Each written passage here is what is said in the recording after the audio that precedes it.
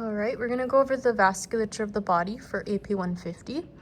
So right here, coming off of the right atrium, you have your superior vena cava, and we know that that's gonna be formed by your left brachiocephalic vein and your right brachiocephalic vein.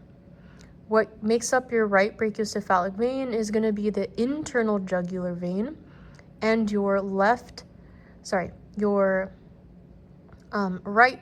subclavian vein. So your right internal jugular and your right subclavian vein. And then when it passes that first rib, now you get the axillary vein. This is also the axillary artery. When we go down for the veins, we know that we're gonna have our basilic vein, and we know it's gonna be receiving, again, drainage from the deeper brachial vein, which is right here. So if we continue on with the superficial veins, which is your basilic vein, we can see over here we have this M, so you should be thinking median cubital vein. And then the rest of those veins are going to be the deeper veins, which we can't see on this model, right? But remember, if it's closer to the radius, it'll be radial. If it's closer to the ulna, it should be your ulnar. So let's talk a little bit about the arteries now. So we know this is the ascending aorta. This is the arch of the aorta. The first sort of vessel that comes off and it goes to the right side is going to be your brachiocephalic trunk. Then we have our left common carotid artery. And the last thing is your left subclavian artery. Left subclavian, then the moment it crosses that first rib, just like we said, that'll be your axillary artery, which gives off a bunch of different branches, comes down here, and about the midpoint of the shaft of the humerus, it's now in the brachial, so it's now called brachial artery. You can see it goes down, and it's going to be dividing into two separate sort of arteries here. So on this side of the model, right, you can see our radius. This person, their hand is in pronation, so again, it would be kind of the opposite vessels on this side. But over here, right, this is still our brachial. You can see right over here, it divides into the radial artery and the ulnar artery. Those will be providing, again, the blood supply to the rest of the hand. Let's talk about the abdominal cavity now. So the first little nub that you should see is your celiac trunk.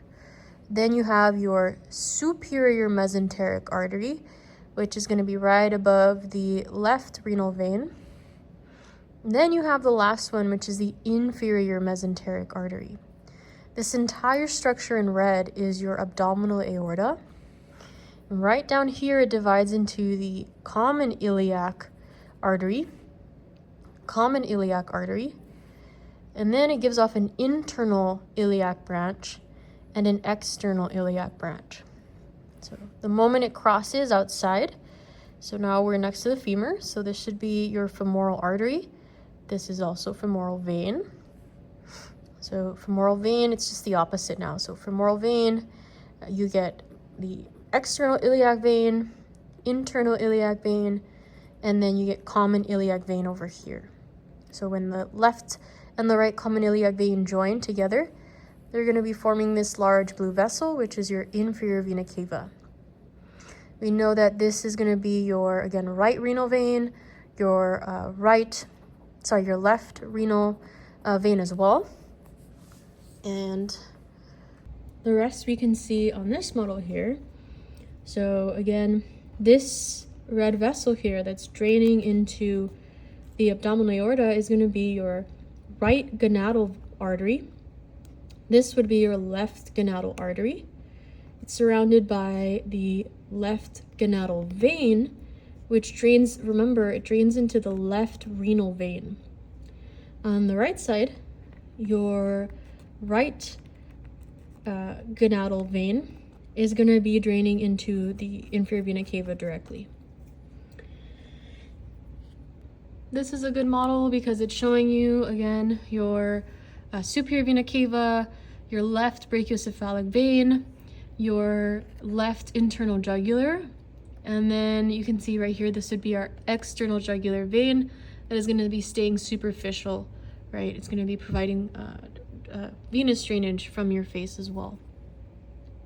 This is a good model for the common carotid artery.